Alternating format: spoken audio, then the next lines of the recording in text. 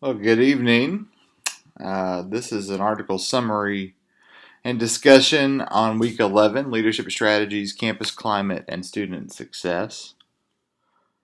Very interesting readings, very thought provoking readings this week that have actually led me to look at some data even beyond the articles and begin to ask some questions about our own climate on campus and how we're approaching it, how much we understand, the context in which we operate. What I have here on this slide is a map from the Robert Wood Johnson Foundation. And so the foundation just recently, just this month or last month, produced or updated this map. This is a county by county map of the entire country, but I've zoomed in here on Tennessee. County by county map on countyhealthrankings.org, and it's shaded by level of segregation. Counties that are grayed out have fewer than 100 black residents, and that's 35% of the counties in the country. So that was a pretty interesting fact in and of itself.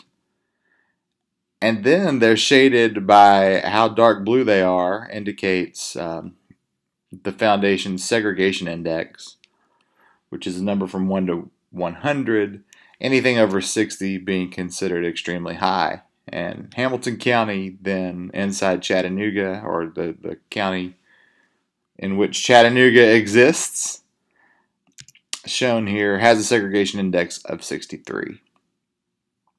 So you can kind of look to see the shade of blue that Hamilton County is and see that other counties around us and even within our service area are also what the Robert Wood Johnson Foundation at least would consider extremely segregated. And you can look throughout Tennessee, not as much as some of our surrounding states, but throughout Tennessee, that in counties with African American residents,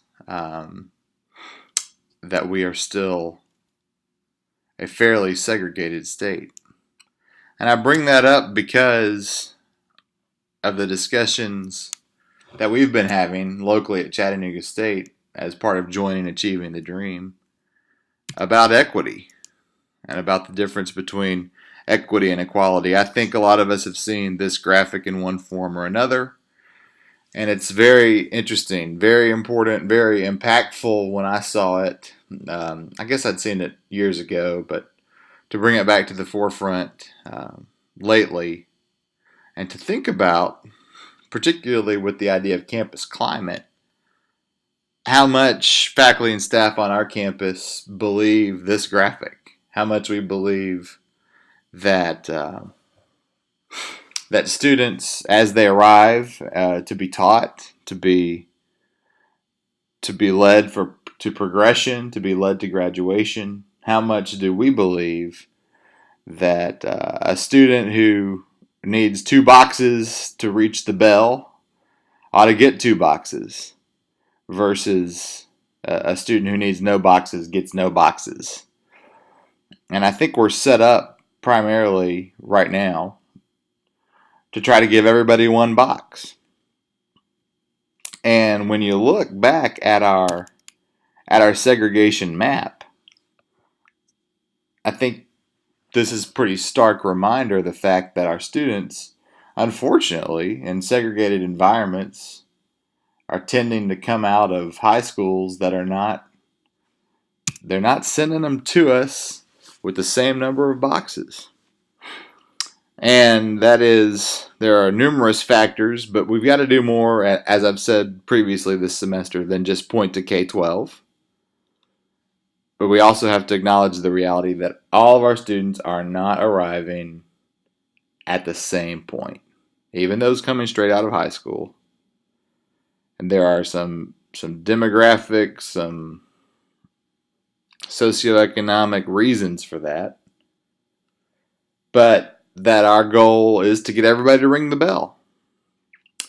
It's sad, and it was pointed out in the articles this week, that the case, the Fisher case that was challenged in the Supreme Court twice the University of Texas at Austin admissions policy, the top 10% policy, that by taking the top 10%, by guaranteeing admission to the top 10% of all high school students or all high schools in the state, that UT Austin was able to, that became the cornerstone or the keystone of their diversity effort.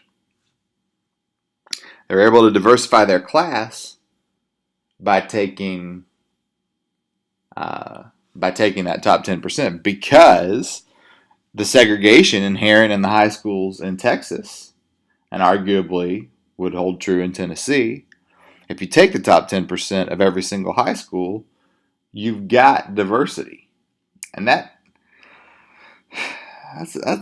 can be a little bit of a tough pill to swallow. It's a little bit of a perverse way to achieve diversity, to say, well, we're going to combine what we know to be a segregated system, and by combining participants, certainly unwilling participants in most cases, but by combining the participants of a segregated system, we will create a diverse system.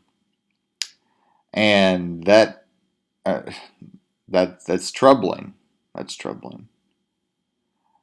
But, it was held up, and the Supreme Court has said, okay, you can do that. But again, I think the folks interviewed from Texas have said that's one factor among many that they're using to try to build a diverse class. All of this, of course, happening in the context of most of the readings, as usual, as in Dr. Rhoda's class, we're learning is pretty typical across all the literature. There's just not a lot specific to community college. There's a lot to learn here, but when you think about Fisher and the Texas case and top 10% admissions, that's not really an issue that we're dealing with in the community college. So I think that's important to look at. Is, okay, we don't have the opportunity to take the top 10%. We're not likely to recruit the top 10%. We are likely, though, we can be very intentional about diversifying our own class, targeting our recruiting efforts to high schools that, unfortunately, again, are much more likely to be educating minority students. Target our recruiting efforts there, but then be ready when students arrive. Be ready with 2 boxes.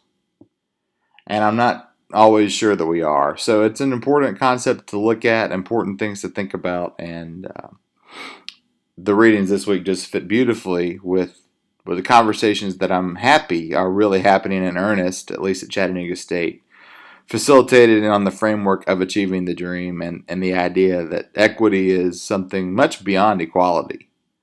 And it's a concept that I'm trying to embrace personally, and the readings this week encourage that.